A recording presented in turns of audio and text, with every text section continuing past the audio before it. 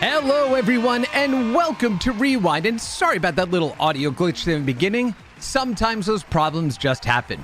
This is the Retro Video Game Show coming to you live every Friday at 3 p.m. Eastern, right here on the AWS for Games channels on YouTube and Twitch. Now, look, I know you're asked about this on just about every video on YouTube and Twitch that you go to, but please hit that like and subscribe button for me.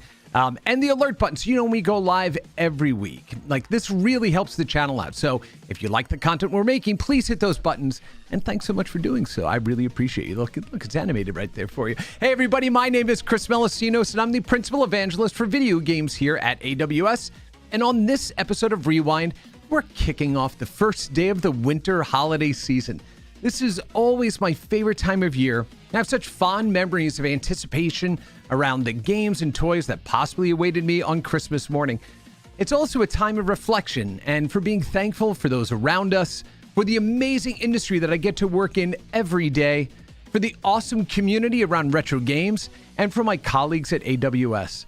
So thanks for hanging out with me every Friday and rewinding through the amazing history of video games. And on this episode of Rewind, we're going to look back at the first color portable from Sega, the Sega Game Gear.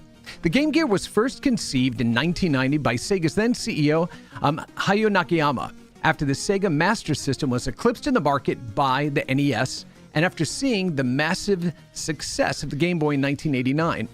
Sega was going on an all-out assault on the mighty Nintendo, and the Game Gear was the second platform following the Genesis in 1989 that could compete directly with Nintendo's entrance into the console and handheld markets. Known as Project Mercury, the Game Gear was one of the systems that convinced Tom Kalinske to leave Mattel and join Sega as the CEO of Sega of America. And you can see my interview with Tom on the Games Industry Legends series of interviews that we host here on the AWS for Games channels on YouTube and Twitch for more on his amazing and impactful story. All right, so back to the Game Gear. This color handheld was released in Japan in 1990 and in North America in 1991 and launched in the US with games like Columns, Sonic the Hedgehog, Space Harrier, and The Land of Illusion starring Mickey Mouse. The system launched at $149.99 and it was a head-turner. So while not the first dedicated color portable game system, that distinction goes to the awesome Atari Lynx, co-developed by my friend RJ Michael, and the Turbo Express, which allowed players to play their TurboGrafx-16 games on the go, a concept that Sega would later revisit with their Sega Nomad Portable that played Genesis games. The Game Gear was the first one that stood to challenge Nintendo's Game Boy. With Sega's arcade pedigree behind them and ports from the Genesis to the Game Gear, the system seemed poised to provide some legitimate competition for the Game Boy.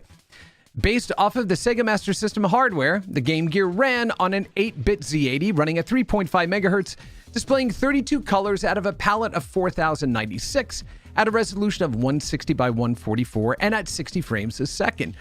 The screen is a backlit display, unlike the Game Boy, but the backlight tech at the time drained those 6 triple or double A batteries fast, with the Game Gear lasting between 3 and 5 hours on a single set of batteries. Batteries were super costly back then. It boasted 8K of RAM with an additional 16K of video RAM and used a Texas Instruments SN76489 PSG, capable of delivering stereo sound, unlike its Sega Master System's counterpart.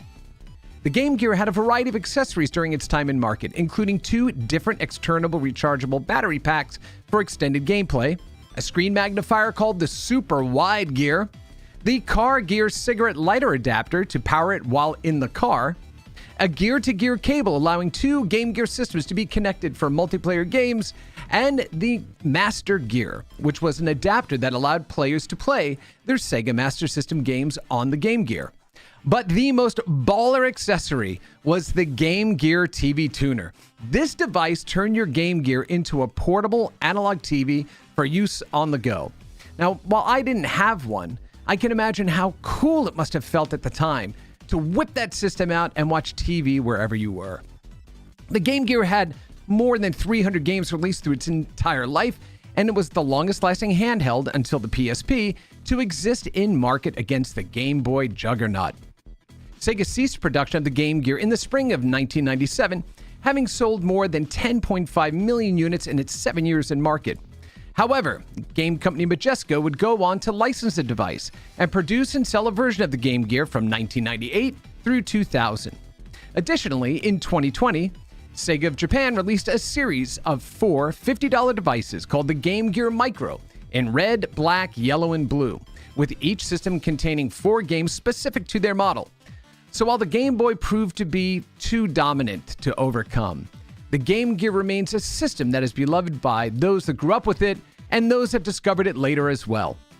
With some great ports of Genesis and Sega arcade titles for playing on the go, the Game Gear has a library worth revisiting, and that's exactly what we're going to do. So off to the 8-bit living room. Oh, and there we are. And look, we've got our little holiday scene going here. It's so nice and cozy here. Cozy and toasty on the 8-bit living room. Thanks, everybody, for popping by and getting to the chat here. Hey, gang. Tell me your favorite Game Gear stories and games you would like to see played. And I'll go ahead and make sure that I correct my spelling because I am a terrible touch typer. And that is my burden. That is not your burden. Okay, so let me go ahead and copy that. Let's go ahead and paste it. And remember, we've got 2 different chats that we go ahead and maintain. One on Twitch, the other one on YouTube. So I want to make sure that I'm including everybody in both of those as well. And yeah, so let me go ahead and pop that chat in here. And there we go. And we're over here in the 8-bit living. You notice we've got our Christmas tree up, and I've got a nice roaring fire behind me here. And of course, snow is coming down. Right, snow is coming down out there. And maybe what we'll do instead is we'll just pop a couple of videos in there. Oh, we're going to run some Game Gear commercials right there in the window as we dig into the Game Gear library. So, as I'm pulling up one of these games, I'll start with a quick story. So here's what happened. My first exposure to the Game Gear was when I was working at a company called Software House, which became CompUSA. And I remember that, when the Game Gear first made its way into our store and onto the showroom floor, it was incredible, right? Because we were used to the Game Boy, and at the time we were putting up displays with like CGA graphics and stuff like that, which were terrible to go ahead and play on, really. But here was this, beautiful, brightly lit game that was system that was playing this incredible Mickey Mouse game, and that's the first one that we're going to go ahead and jump into today. So let me get on over to my Game Gear library, and let's go ahead and take a look at the Land of Illusion starring Mickey Mouse. Again, when this game showed up, incredible. The animation, we hadn't seen anything like this really in a portable, handheld game system before. The Atari Lynx, which was also amazing, just didn't have, these types of games available, for us to play. Their platformers were few and far between, but the animation that we saw on the Mickey Mouse game, oh my goodness, right? It was just something incredible to behold. Now, of course, I'm emulating these games because the Game Gear is notoriously difficult to get video off of, right? So rather than going in and hack up my Game Gear at home and spend a couple $100s on a converter, let's just go ahead and dig into those games using some emulation. How about that? All right, let me go ahead and make sure we are good here on both of our streams, and we are. It looks like everything's working great. So, yeah, one of the things I wanted to do is make sure that I wrapped the screen with a Game Gear, but that system, the screen dimension versus the system was too big, and it would have blocked out the rest of the scene. So we have this lovely little, I should point this way, right? We have this lovely little bezel for our Game Gear. All right, let's go ahead and jump in. So, yeah, Land of Illusion star Mickey Mouse. As I said, the Game Gear had access to, I think, 32 colors out of 4,096, right, on screen at the same time. And so, with the screen, obviously it's a lot bigger than we used to see it on. It was a tiny little screen in the middle of this big honking system. But even with the limited palette, they did a really good job of creating detailed graphics, and the additional video RAM that was included in the Game Gear also meant animations were excellent too. And we're going to go ahead and witness that right now. So here we go. All right, let's go ahead and have Mickey jump right into his game. And here we go, right into the forest, and off we go. So I mean, look at the the detail in the leaves underneath there. So now Mickey can pick up these boulders and use them to throw at enemies. One of the things that doesn't really happen in Mickey Mouse or Disney games is you don't die. Like Mickey becomes shocked or frightened. That was kind of the convention or the trade-off to be able to use Disney characters. They didn't want kids seeing Mickey die. I keep sliding off of this here. Let's pick that up. Hit that, bud. And we're going to pop up here, and let's try this again. All right, here we go. 1.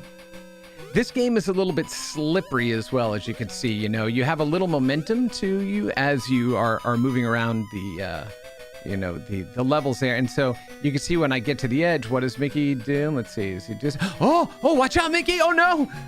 We don't want him falling, so they have a nice little oops animation there. We have to get around this spider here. Now, one of the things, of course, with a limited resolution, you really had to go ahead and... Okay, let's see if we can beat this wind here. Sorry. All right, good. We got that. Get him out of the way and open that up. Grab some cake. So you had to really think about the way you did leveled... Oh, no, I needed to get up there. There we go. You had to really think about how you did level design because you couldn't see the entire level on one screen, right? You were constantly scrolling left to right on it.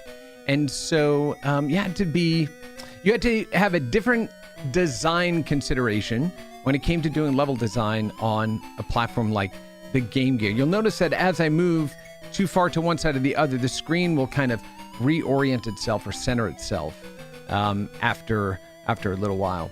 But again, we didn't see anything like this apart from the Atari Lynx, and the Atari Lynx really, unfortunately, just didn't do that well in market. So there was anything new from AWS for Games from reInvent? So if you go ahead and head on over to the AWS website and to the AWS for Games blog, you can see the blog posts that were coming out of reInvent. There were a ton of announcements made throughout the reInvent conference. Unfortunately, I was unable to attend this year. We just had too much going on here with a bunch of the game programming and partner programming stuff that will be coming up on this show and others that we do here. But if you head on over to the AWS, again, the AWS website, you can go ahead and hit the blog and you'll see all the announcements that were made there. Everything from responsible use of AI and indemnification, protection around the use of Gen AI based tools that we provide, all the way to game-related sessions that were done. My colleague Yuho went ahead and did, I believe, 4 sessions at reInvent, all on standing up a lightweight back-end game server simply on AWS. And we're actually going to be bringing a video to you all that's going to teach you how to go ahead and stand up this same type of technology for yourself in 30 minutes or less. So if you've never touched an AWS service before, we're going to show you how you can build a server, a lightweight back-end game server on AWS in 30 minutes or less. That video is going to be coming up later in December here. So check out the blog site on the AWS webpage for more information about all the announcements that came out of reInvent this year. So now, with that, do you have any fond memories of the Game Gear? Let me know. All right, so here we go. Oh, shoot, I'm running out of time. That was a very long explanation. So, look at this. So we've got some duck and movement there. Again, really slippery. The way... Oh, boy, yeah. I went ahead and talked my way out of completing this level because I'm running out of time. Let's see if we can at least just get to the top. Oh, look at that. Jumped right on top there. And we're coming in here. Again, like I was saying, you had to really be careful or think about how you were... let's see. Oh, come on. No. Grab that. You had to think about your level design because you had to... you had such a small screen. So you just had to be really careful how you... Oh, I could take that out of there. And no, I'm going to fall down. Anyway, so this was Mickey Mouse and the Land of Illusion. And so this was one of the first games that came out and one that really showed off what the system could do. Really fantastic game. All right, so let's go ahead and jump into another game because we have a lot to get through here on Rewind. And so I want to go ahead and do that. All right. The next game, let's see. The next game we're going to pick is... oh, you know what? One of my favorite games on the Genesis and, of course, on other systems, later systems as well, like the 3DO, like the Sega CD, was Road Rash. Awesome game, awesome music for its time, and really had a fun mechanic, right, of beating each other up as you're riding along. And... you know, once again, this is a much more anemic system than the systems that it was originally introduced to, but it's still just a fun and fantastic game. And we're going to discuss, too, some of the graphical elements that they use to kind of trick your eye to thinking that the road is either curving or bending when you really couldn't do the kind of scaling on the Game Gear. So let's go ahead and jump on it. Now, once again, you know, today when we talk about portable games... we have these big, fat iPhones and Android devices. We have Steam Deck, of course. One of the greatest. Let's see, we have another one there. Yeah, it gets all of them. It gets a couple of air horns, too, and it gets a little cheer for that. Steam Deck is probably the best, one of the best Gen 1 systems that I played with in a long, long time. So anyway, portable games, right, were cut-down versions of these bigger games that we were used to playing. And so you can't expect the same level of graphic fidelity and audio detail out of these systems during this time. But you can see, you know, the Game Gear is handling the basics of Road Rash really well. It still has music that plays, a separate channel for sound effects that play as well, so you don't have the music pausing while you're doing that. But one of the things that the Game Gear couldn't do was scale graphics the way the Atari Lynx could, right? So the Atari Lynx was the first portable game system that could actually scale those sprites, do sprite scaling correctly. So the Game Gear is kind of tricky, and through some incredible programming, right, and trickery, you can make it feel like you were approaching, you know, a steep hill or a curve. All it's doing is it's raising the plane, you know, your line of sight up and down, and then widening or narrowing the texture in front of you to make it seem like you're going up the hill. So you'll see, like, let's see if I can get to a hill here. You'll see the road seems to get fatter and then thinner as you're coming down the other side of it. And again, this is not really scaling. It's just using, you know, a perspective that tricks you into feeling like you're actually traversing a hilly, you know, roadside or mountainside. All trickery. And that's one of the things about, you know, game development is, you know, okay, so there is a concept in online game development called dead reckoning, right? So actually not just a concept in game development, right? It's actually used in military simulation and things like that. And dead reckoning is basically, you know, where is object A moving in what line or trajectory against, you know, item B or asset B. And if you break the connection, the asset B would say, well, what direction was asset or object A moving in before the direction the connection got broken? And so it continues to animate that object moving in the direction that it was moving before it lost connection. Then when it picks back up, it adjusts. So what that means is you can still keep the persistence of one object moving towards another while you're playing an online game, even if the trajectory is not exactly right. What is important to remember is that it is right for the player that's observing it. So in earlier online games, you may have two people sitting side by side playing, and they would be like, wait, you know, person A would say, well, look, I just shot my missile at you, and it went in a straight line and hit you. But person B may say, well, I saw you shoot the missile at me, but it went in a zigzag fashion before it hit me. It just needs to be right from the perspective of the player. And that's the magic of video games, right? Is we mask limitations of hardware, we mask limitations of technology through art, through psychology, through perspective, to make the world feel bigger, you know, more robust, more alive than it may have been at that time. Today, we don't have as much, limitations as we did back then. But back then, these are the tricks that game developers would have to do to make you feel like you were cruising through this countryside. I mean, it's not even giving me a miles per hour because I'm moving along pretty pokily. And I managed to evade everybody and actually not fall off my bike yet, which is pretty good. So, yeah, and we finished. Yay, how about that? Woo, yeah, we finished. So a good, competent version of Road Rash on the go. If you didn't have, the ability to play your bigger console version of it, you could play this on the go. And the cool thing about this, too, is you earn money as you go through this, and then you can go ahead, I believe, and upgrade the parts on your bike as well. There you go. So we can either purchase the bike. I can't afford that one, but we'll go ahead and purchase this one. Oh, I already own this one. So you can go ahead and earn money to go ahead and upgrade your bikes. In the console versions of Road Rash, you could actually upgrade parts on the bike eventually. But this is Road Rash on the Game Gear. Again, really good version of a portable version of the console, the Big Papa console version of Road Rash. And look at it. How many levels do we have in here? We have 1, 2, 3, 4, 5 different courses. All right, pretty good deal for a portable version of Road Rash back in the day. We're going to crank this music here in the background there. All right, so Road Rash, again, one of my favorite games during the launch time. One of the other things that the Game Gear and Sega had going for it in comparison to the Game Boy from Nintendo was they could lean into their arcade pedigree. And so one of the most popular games at the time was a game called Shinobi. And when we talked about the limitation, the trade-offs they have to make when you're bringing these types of games from these bigger systems down to a less performant system is quite evident in a game like Shinobi. So let's go ahead and fire this up.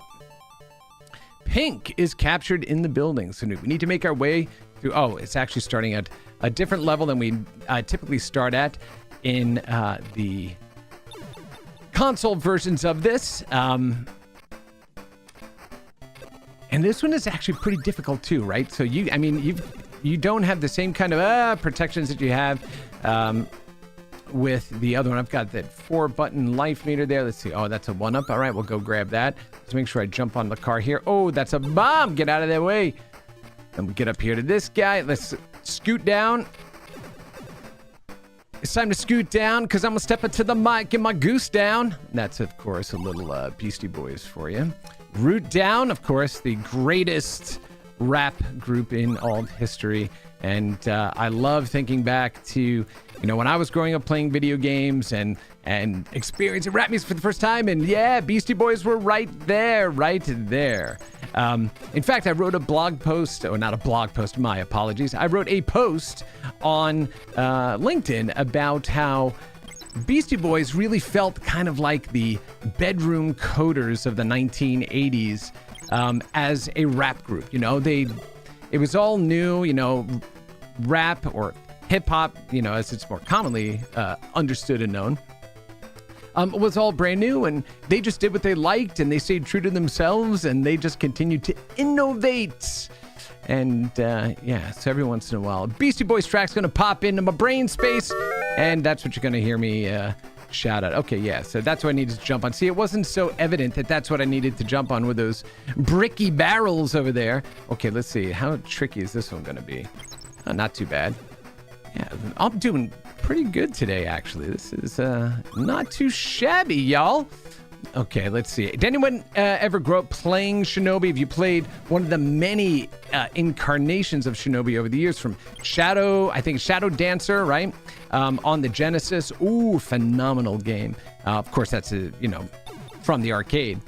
But then we also saw it appear on the original Xbox, and then, of course, remakes galore across pretty much every platform you can think of, including Sega has a series called Sega Forever, which you can play on your mobile phone, and they're free versions of Sega classic arcade games that free to play, and you can go in and buy basically different you can buy different upgrades in terms of services on them. Like being able to save multiple states or get rid of ads, right? So look, again, it's Shinobi, right? I mean, if you didn't know what I was playing and you happen to be a fan of Shinobi from the day and you saw this, you'd like, hell yes, that's just a bit of Shinobi right there. So there we go. Shinobi. All right, let's go ahead and move on. We got a lot more to get through. It's already 25 after. Love talking about these games, but also have to shut up a bit and start playing more. Okay, another console, big Papa console down to the portable was Streets of Rage. Probably the best, right? That's right, the best side-scrolling beat-em-up of all time was Streets of Rage 2. Oh my gosh, incredible. Just did everything right. Once again, here's a portable version you could take on the go with you. Not exactly the console version, but hey, couldn't lug that giant CRT around and a Genesis. So this is what you had when you were trapped in the back seat of the car and had a chance to go ahead and play. All right. It's got the music. It's got all the recognizable characters. It has those bombastic punches and kicks. Here, those hits, rather. Of course, you know, again, with the limited resolution, it's not giving you the name of all of the enemies that you're fighting at the top, like it does in the console versions. But, man, this is Streets of Rage 2, right? Looks really good. Yeah, obviously, again, not the same amount of detail there, and you can move pretty quickly across the screens. Also, the levels would typically be shorter, right? Because it's made for smaller, bite-sized bits of gaming. But, yeah, look at that. Really good use of that color palette, too. You know, those solid bands at the top almost looked like they could be neon. They were so bright against that background. Oh, yeah, he moved pretty fast, didn't he? Okay, let me see. Oh, yeah, no, that was my... Let's see. Come on. Do I have it? There we go. Come on. Jump. Come on. Shoot. When they're off screen and they hit like that, that is some cheap-ass hits. Okay, now we got that pipe. There we go. Boom. Boom. Swinging for the cheap seats. Yeah, that was, you know, it's one of these things, right? Your move is a whole lot slower, but you deal out a lot of damage when you pick up that pipe there. So you have to use it judiciously. Oh, there he goes, grab and throw while holding the pipe. Man, that is some skill right there. All right, let's see. Let's just get up to the first boss here. Okay, let's thwart him with the knife. Yeah. For anybody that's watching right now, did you grow up playing the Game Gear at all? Did you have a favorite game that you grew up playing with? Is something that you want to go ahead and see? You know, before we get to the end of the program today, let me know in the chat if you do. Let's see. Come on. Oh. There we go. All right, yeah. There we go. And we'll go ahead and pick him up. Yeah, see what I mean about oh, yeah, look at that. He's a big boy. Yeah, see what I mean about it almost really does look, you know, neon. Obviously, it doesn't have the same glow, but against a stark black background, looks really good. Come on. Oh, look, he's taunting you. He even has the taunt animations in there. And there we go. That's how you go ahead and beat that level out. Yeah. That is Streets of Rage 2.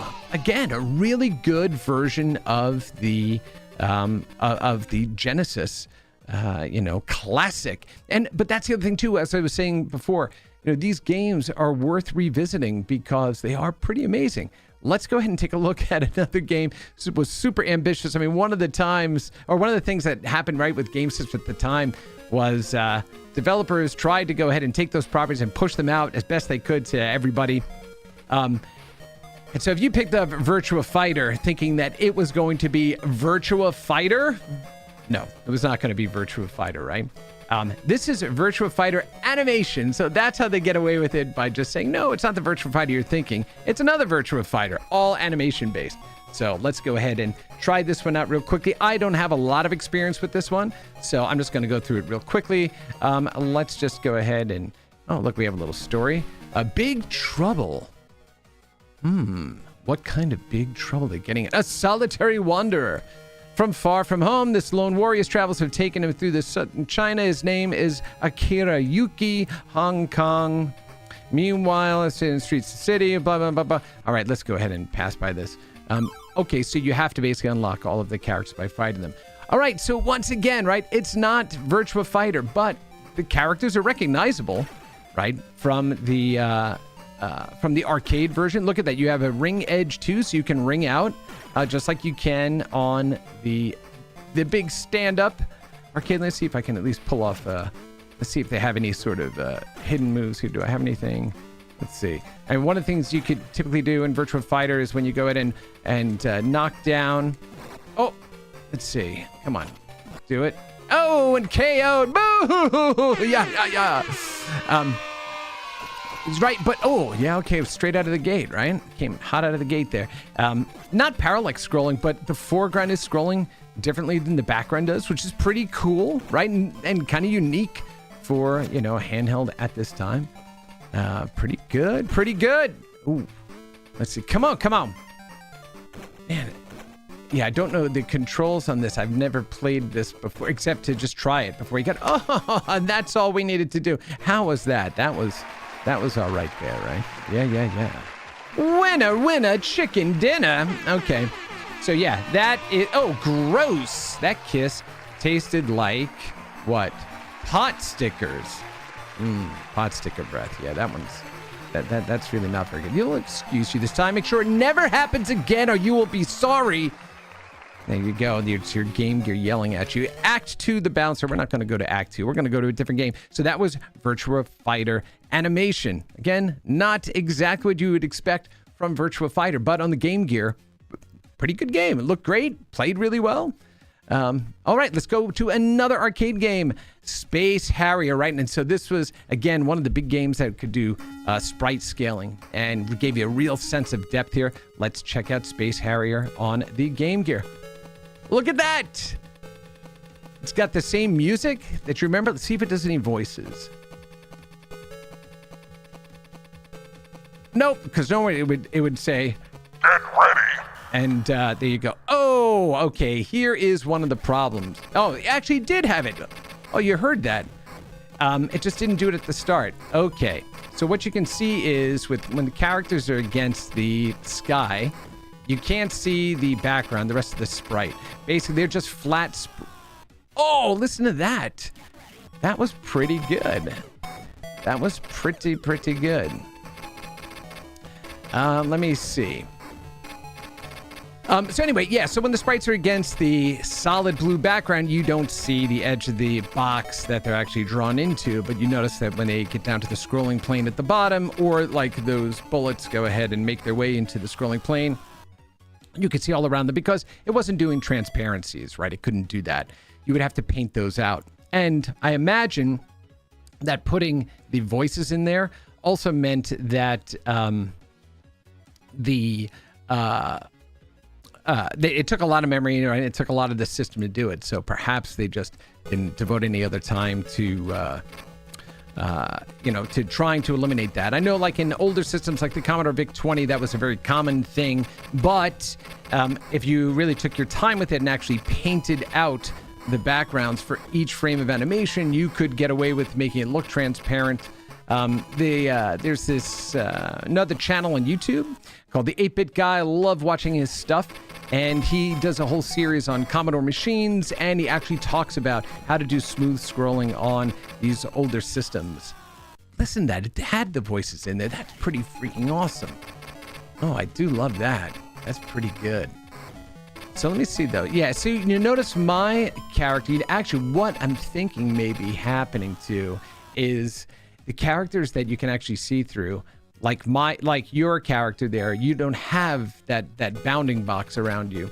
So you notice that when I move up into the sky, I don't have that same box. So I think what could be happening, if somebody's ever programmed for the Game Gear or knows, it could be that your character is the only one. Your character and your bullets are in the foreground, and everything else is being painted into the background, right? Only 2 layers that you could work with, right, on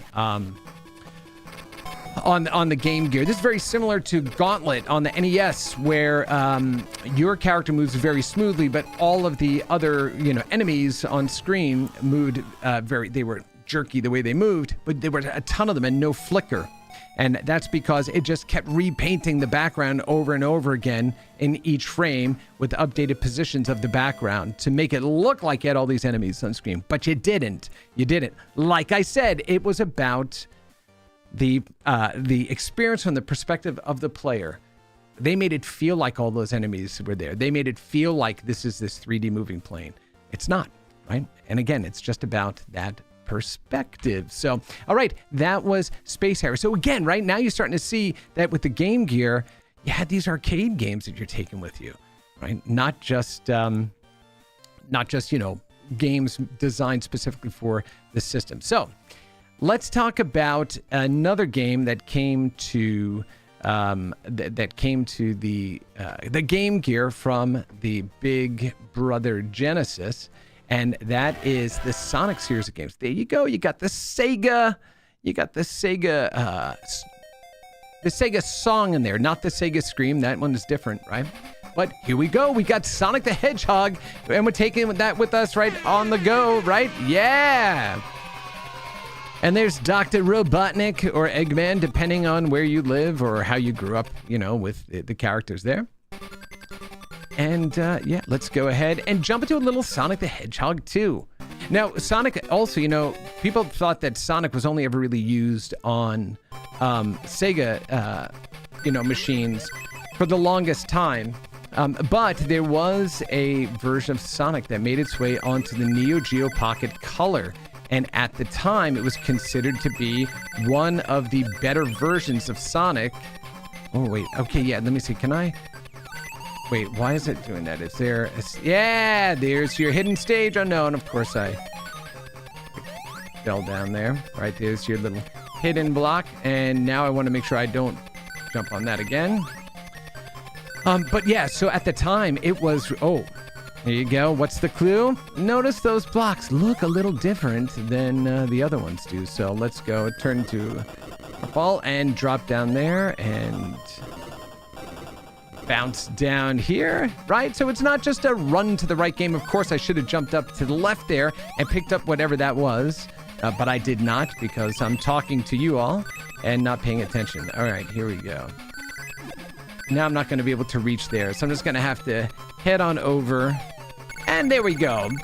Beginning the stage. Like I said, when you're designing for these smaller screens, you have to really think about the trade-offs that you're making. How are you telegraphing to the player, like what is going to be coming off of the other screen, or as they move into another screen. So no cheap hits like on the Action 52 game cartridge, if you remember that piece of garbage that came out for the NES and for the Genesis. Never came out for the Super Nintendo. I was watching another video about its development the other day, and they were talking about one of the space games there. Like the minute you started moving onto the playfield, they basically put an obstacle in front of you, so you died the minute you started, right?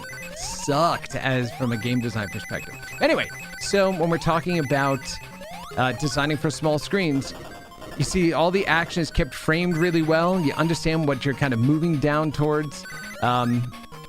Highly playable. And this is, when we think about the ability to play games anywhere now, right? And we talk about, well, I want to go play this big console game on, a smaller screen. Developers really take a tremendous amount of care in designing everything from font size to enemy placement to, challenges in the game to fit a particular size screen. And if you're moving it to a smaller screen, then you have to basically redesign your interface, right? And it's not designing for a 10-foot experience. It's designing for a 1-foot experience, which is a very different proposition. So you can see the games here. It feels like Sonic, sounds like Sonic, looks like Sonic, but designed for the smaller screen. And a really challenging game and definitely worth going back and playing. So that was one of the best Sonic games on the Game Gear. And then this is another game that I really loved on the Genesis. that didn't get a whole lot of love. Well, I shouldn't say that. I shouldn't say that. It did get a lot of love, and it found a lot of love right later on in life. This is Sonic Spinball, and this whole story about, Sonic Spinball and how it got developed in a very short period of time because they needed it after the holidays and kind of all this stuff. And actually it was because I believe the story went, it was the Sega CD, or Sonic CD was going to be released in the US after it was already out in Japan, but the designers said the music is not going to really work with an American audience. So we need to go ahead and add new music, but that delayed the release by 2 months. And they said, we need something to fill the gap. So developers went off and created Sonic Spinball. And the reason they created Sonic Spinball, and the Nostalgia Nerd talks about this in more depth. The reason they created Sonic Spinball was because the casino level, right, on the Sonic games on Genesis are some of the, favorite levels of people who are fond of Sonic. And so they said, all right, let's go ahead and build on top of that. People already love it. Let's just go ahead and build a game around that. And so that is what they went ahead and did. And different, of course, than the Genesis version. Certainly not at the same amount of colors, but look, multi-play fields. You've got full scrolling going up in here. One of the things that the Genesis version of this game did, though, that this one doesn't do, and that's how they went and just accounted for it, was that in the pit there, right, between the flippers. And my friend Tony, if you're watching right now, you'll let me know exactly what that is. It's not a gutter. What is it? The center channel down a pinball field in between the two flippers. Anyway, in Sonic Spinball on the Genesis, there was a platform there. So if you landed on the platform, you could kind of hoist yourself and jump back up so you didn't die. And you could basically jump back up onto the flipper and get back into play while this sea worm comes out and tries to get you. They didn't put that in here, so instead we have this little electrical beam that you just unlocked. But yeah, you can see a good complex game, lots of playfield. I'm really impressed with that. I wasn't expecting this varied playfield to be available. Oh yeah, look at this. So we got a little underground place here. And you popped right back up. And of course I missed the ring because, I suck at that. Oh, there we go. And that's Sonic Spinball, a good little Sonic-based pinball game for you to take on your merry way. Okay, I have no idea if that was a song or if that was intended to be one, but hey, you got what you paid for. Okay, let's see. Oh, okay, what's this? Oh, I see. Wait. Yeah, look at that. Okay, a lot more impressive than I thought it would be. I've not spent much time with this one. I was playing Sonic Spinball. I'd just typically go ahead and play it on the Genesis because that's where I, had played it. But now that I'm getting into this one, this is pretty interesting. All right, very cool. And there, when you pause it, it gives you points there at the top of the screen. So, very cool. Sonic Spinball. Again, another really good game on the Genesis, on the Game Gear. Pretty awesome stuff. All right, let's go on to, let's see. Okay, one game that didn't fare really well in its translation down is Outrun. Outrun, one of the best super scalar sort of games of its era, branching paths, all of this other stuff, really difficult to do on a system like the Game Gear. But they tried, so we're going to go and give that a shot and see how that goes. Here we go. And we can just kind of ignore future determinists there in the chat. Thanks for the offer, but we're good. All right. So yeah, you can see again, it's a racing game, right? But I mean, what made Outrun so good in the arcade and on the other systems was the billboards that came in, the branching paths that you could, hey, look who it is, yay, it's Mr. Mark Delora, we are going zoom buddy. Oh, so glad you're able to make it to one of the live streams, buddy. I hope you're doing well. I will be in Seattle next week at the AWS headquarters there, so hope to see you up there.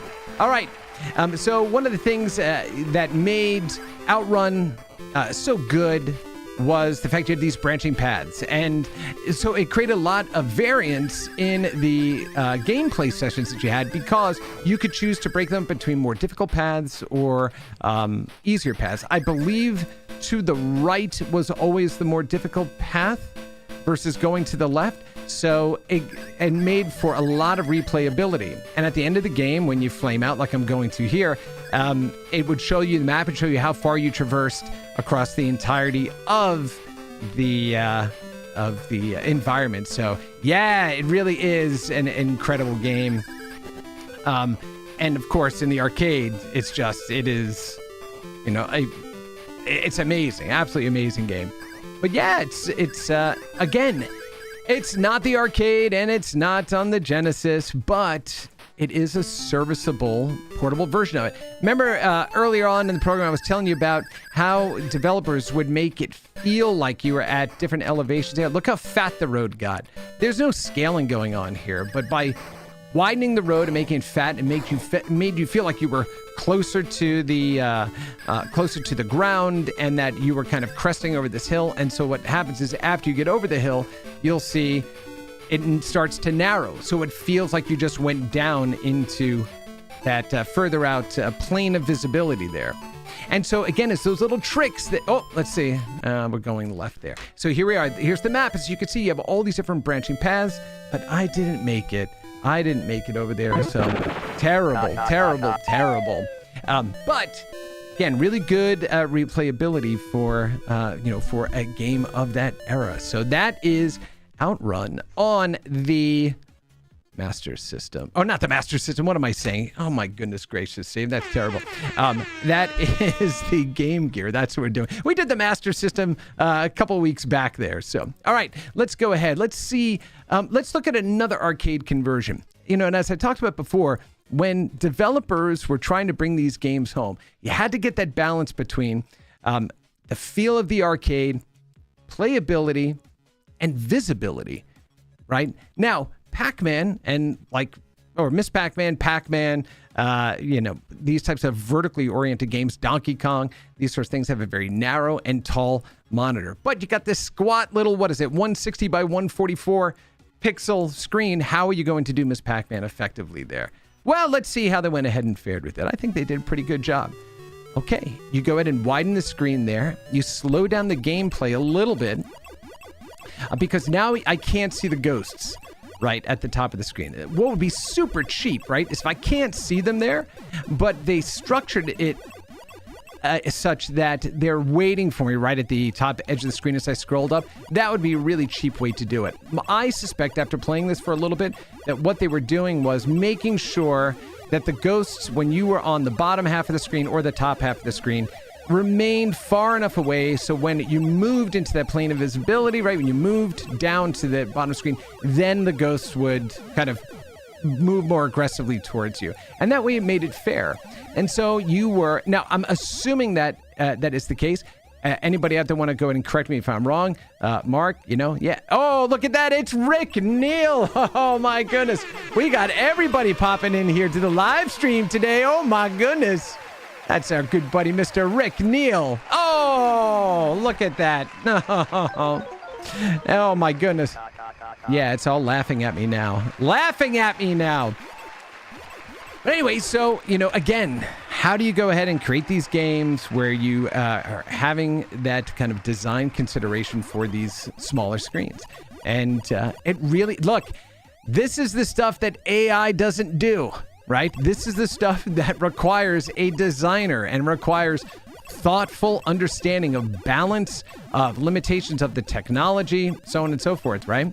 So this is the qualitative side to a quantitative problem, right? And so there we go. Pay attention. Hey, Rick, look, this is called being a professional, brother. That is what I'm doing. I'm paying attention to you and Mark and other people joining the stream here. We have two of them going right now, right here on Twitch and YouTube simultaneously. Mark, it is a Zilog Z80 running at 3.5 megahertz. It's got a 32 color palette out of 4,096 available colors. It's got a resolution of 160 by 144, but it's running at almost 60 hertz.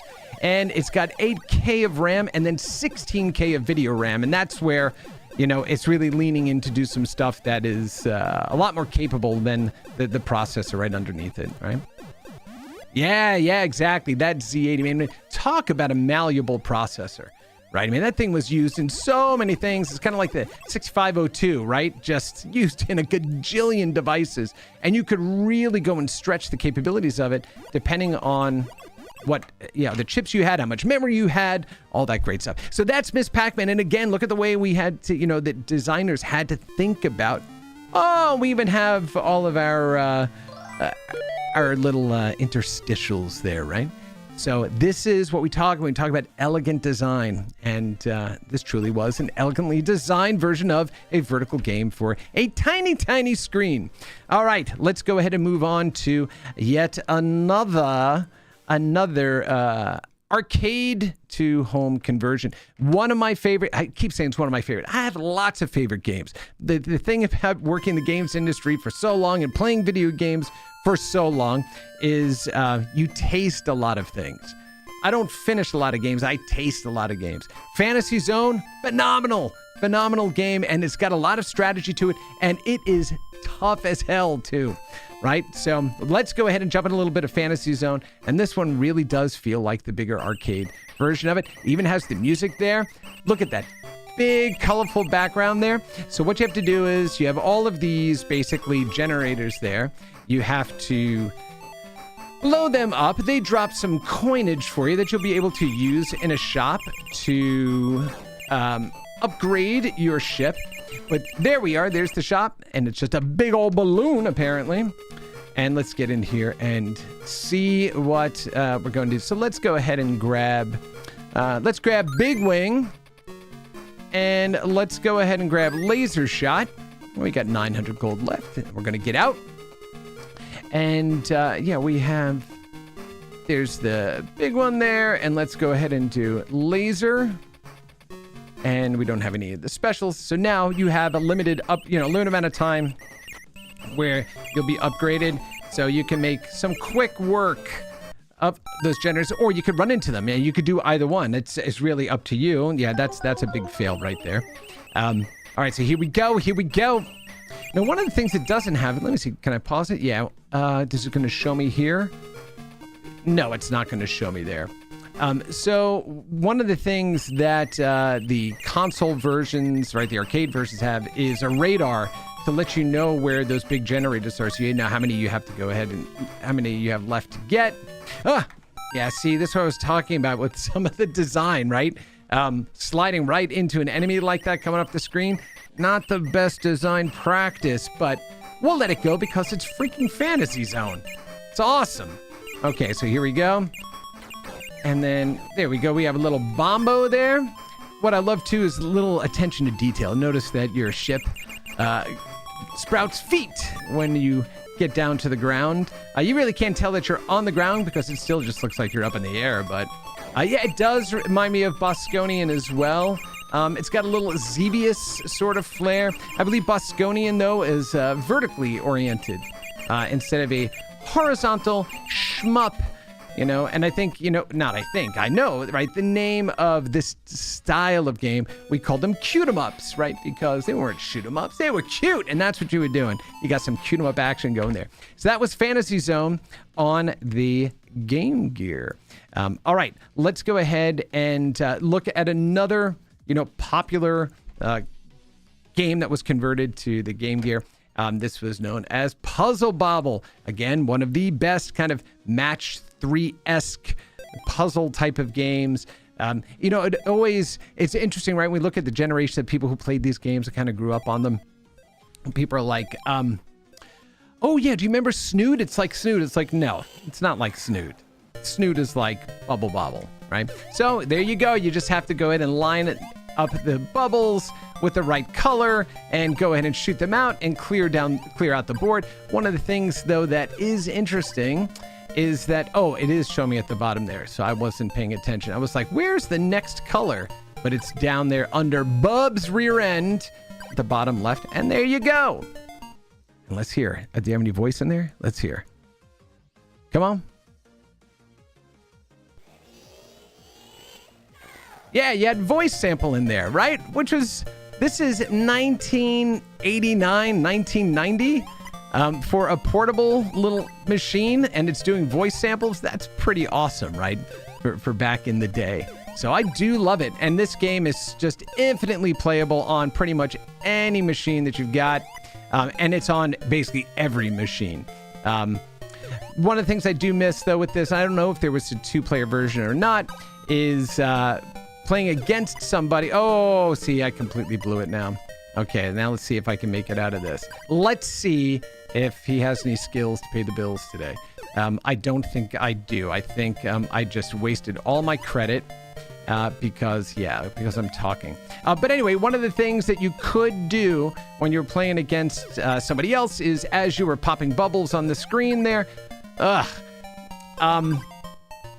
the bubbles that you would then, let's see, is it going to do that? Yeah, there we go. The bubbles that you would go ahead and remove from your side, if it were more than 3, those 3 bubbles, anything 4 and above, would move over to the player's side, your opponent's side. And that allowed you to go ahead and basically... nope, that's it. That's the end of it. Oh, terrible. Terrible. But so it really had this awesome, really competitive, component to it. But again, it's the core of the game. And that's what was so awesome about carrying around this game in your pocket with the mighty Game Gear. All right, let's go ahead and move on to, we'll have time for maybe 2 or 3 more games here. Let's look at another arcade conversion. This one, its song is a freaking earwig of a song. You'll know when you see it. It's Bubble Bobble. That's right. Isn't that right, kids? Yeah. And you'll see these levels are not as big as the levels that we played on the NES or, arcade or anything like that, but they work, right? All right, so let's see. We're going to be missing, only 2 levels here.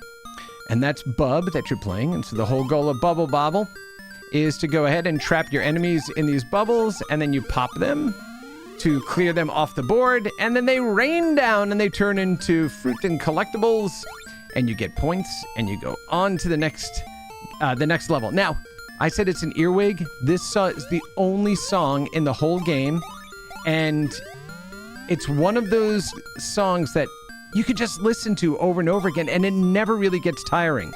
There was another game growing up that I used to play on my Commodore VIC-20 called Radar Rat Race. And it had a version of the song Three Blind Mice that would just play incessantly on a loop. And the worst part about it was the last note was out of tune. And so you dreaded that one damn note, getting played, and it wouldn't stop, and there was no way to shut off the music. So, designers have gotten a lot better in terms of letting players go ahead and fine-tune their gameplay experience to make it more palatable for themselves, right? But yeah, this is, again, from an arcade conversion standpoint, this is Bubble Bobble, right? There's no denying it. It's not like you're really giving up anything. You're just playing on a bit of a smaller playfield, but the graphics look the same. The characters look the same. It's got pretty much the same type of level layouts. Pretty amazing for its time, and instantly playable even on the Game Gear, right? Which again came out in 1989. Pretty insane. Pretty insane. All right, that was Bubble Bobble. Let's go ahead and see if we can squeeze 1 or 2 more in here. All righty. One of the games that my good buddy over here at AWS, Ryan, mentioned that he grew up playing was one called G-Lock Air Battle. And he said, man, that was my jam when that came out. So we're going to go ahead and give that a shot. I had a chance to go ahead and play with it, reacquaint myself with it, right? It's been a little while since I had played it. And I was like, oh, it's like, Blue Lightning, or it was like Afterburner. But you'll see, again, the limitations of the system become really apparent. However, in 1991, when this is what you had, it's freaking awesome, right? I mean, because you had no other way to do this. Let's see, Rick, I got to go back and work, create the future of interactive entertainment. Stay awesome. Rick, you stay awesome, buddy. Much love to you. Happy holidays. Best of health and luck to you and everybody there in the Neal household, my friend. All righty. And so you can see we're not, ripping across the landscape here at any blistering pace, but it's got all the elements of those shooter type of games, and just really, really cool. Hey, mission completed. We got them bonus points too, because yeah, that's the way where you go ahead and do that. All right, let's see what the next level. Let's see what the next level has to offer us. Oh, there we go. Okay, so I can go ahead and spend on this. All right, I'll grab 10 missiles there. What else do I have? I've got fuel. Oh, okay. Now it's starting to make more sense. So now I have to spend my earnings each level to continue playing forward. Do I want a bigger fuel tank for sure. I want a big ass fuel tank, right? And armor, I've already blown all of the money that I have there. Okay, all right. So better than I remembered. Better than I remembered. Thanks. Thank you for bringing this one up. Destroy 10, let's say warships. Okay, I didn't want to go ahead and fire a missile. Oh, and you heard that missile lock too. You got the radar there at the bottom. Now, of course, what are they doing? They are, they are squeezing your plane of visibility, so that way they could get all this animation, everything onto the screen, put all those sprites on there. Also, you notice, unlike Space Harrier, you don't have the surrounding boxes, right? Those bounding boxes, which actually weren't even bounding boxes. It was just they painted, the entire enemy onto a single tile, and that's what they were moving. So this is not using a background layer or anything like that. So everything is being done in the foreground layer, which is also why you don't have those things. There's hey, Chris, it's Andy from LinkedIn stopping by. A game people rarely talk about is the Solo Tales games. I love this battery sucking machine. All right. Hey, thank you for coming in. First time chat. Andy over at LinkedIn. Thanks, buddy. Yeah, we'll go ahead and fire that one up here in just a second. We're going to go a little bit later. Why not, right? It's the 1st of December. Let's see, what's the weather look like outside? Yep, it's still snowing out there. We'll get those videos back up. See? Oh, I did get hit. See, now when I'm reading Andy's comments there, and all I thought of when you said you got hit. Oh, you got it. I'm sorry. Yes. Got it. That's right. I thought you said I got hit, and when I read it wrong, all I thought of was B-17 bomber. B-17 bomber. Right, and which is not this game. Oh, and he's out of there in his. He's out of there in his parachute. All right, let's go ahead and let's see if I have that one at the ready. I'll see if I got that one at the ready. Let me go ahead and see. Do we have the Tales game? You know what? We just may have that Tales game, this Tales adventure game. Nope. Is this the one? No, this isn't it. Oh, look at this. Terrible. Oh, it looks terrible. Yeah, no, that's the wrong one. So we're not going to go play that, but I will go ahead and bring that up when we go and do another episode that's looking at games that I haven't played before, or ones we're going to go back to revisit. I'll make sure that we have the right one there for us to go ahead and use. All right, let's go ahead and squeeze one more game in before we get out of here and get on to the first weekend of December and the first weekend of the holiday season here, which is just awesome, right? My favorite time of year, absolute favorite time of year. Let's go ahead and take a look at another game that was incredible on the Sega Genesis. It's a little game called Gunstar Heroes by an amazing developer, Treasure. And this game was actually one of the games, not this version, but the Genesis version, was one of the games was actually voted into the Art of Video Games exhibition that was at the Smithsonian American Art Museum all the way back 11 years ago. in Washington, D.C., and this game holds up amazingly well. This version, too, is just awesome. And again, it looks like the bigger console counterpart, plays really well.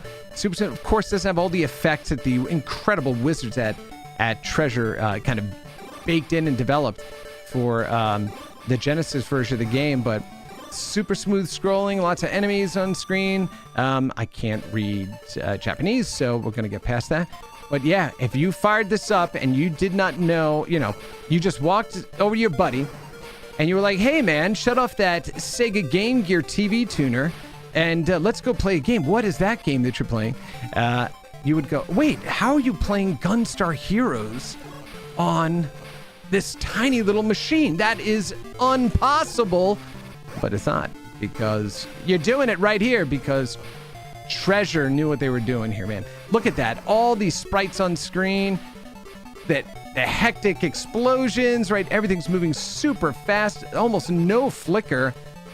Pretty incredible, right, for this little machine. And again, as I mentioned at the beginning, this system ran at 60 hertz, 60 frames a second. We talk about, frame rates right now.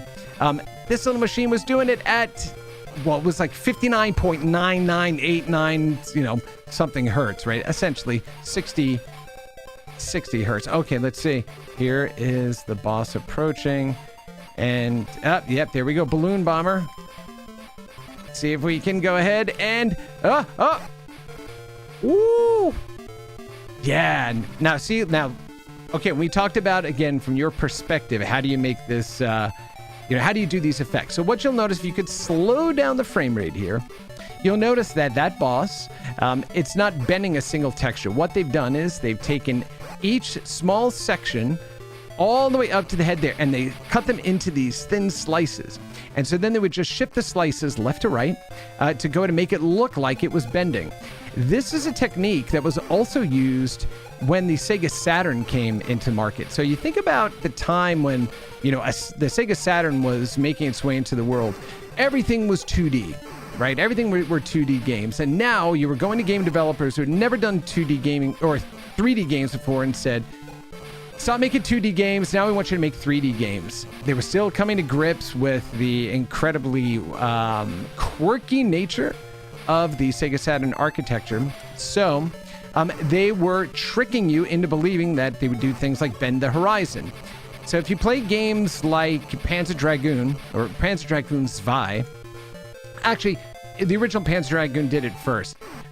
When you were kind of coming up the middle of this valley there, and then you came to this open field and you would start to move left to right, it would actually take the 3D plane in front of you and tip it, but then it would take the skybox, right, the art that you saw at a distance, and it would cut it into vertical slices.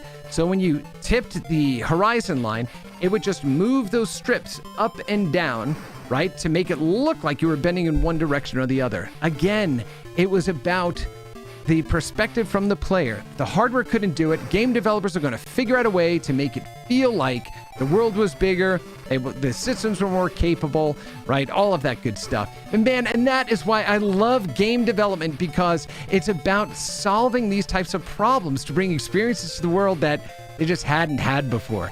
And man, it's the best. It's the absolute best. So anyway, this is Gunstar Heroes on the Game Gear. And so that is going to really bring us to the end of this episode of Rewind, just because we've gone over already. It's now 8 minutes after the hour. I know that you have to get on with the rest of your day. And so again, this was the first episode here in July. Oh my gosh, in December. My goodness, I really do need to get the heck out of here. So again, yeah, if you have any interest in these kind of older classic games, make sure you go ahead and check out the library on the Game Gear. Really phenomenal, and games that are still worth going back and playing. So yeah, that is the mighty Sega Game Gear. And remember, if you are a video game developer of any size, from AAA to indies, make sure you head on over to aws.amazon.com/GameTech to discover the products, solutions, and services that we offer to help you on your cloud game development journey. And if you are a beginner looking for a clear starting point to help you build a career or learn to produce games in the AWS cloud, we recommend you start with an AWS learning plan. This set of on-demand courses will increase your knowledge of game servers and game analytics to help grow your technical skills to solve real-world game development, compute, and analytics problems. And you can demonstrate your knowledge to the world by earning these digital badges. So head on over to aws.training/GameTech to start your AWS for Games learning plan today. And of course, I want to give a special shout out and thank you to Waterflame for allowing us to use his music here on Rewind and all the programming that I do on the AWS for Games channels. Make sure you head on over to his YouTube channel at Waterflame Music to check out his incredible work. And lastly, if you care about preserving the history of video games as much as I do, make sure you head on over to the Video Game History Foundation's website at gamehistory.org. They're doing incredible work to preserve the history of our industry for future generations. I want to thank you for spending your Friday afternoon with me. Have a wonderful rest of your day, an awesome weekend, and we'll see you next week on Rewind.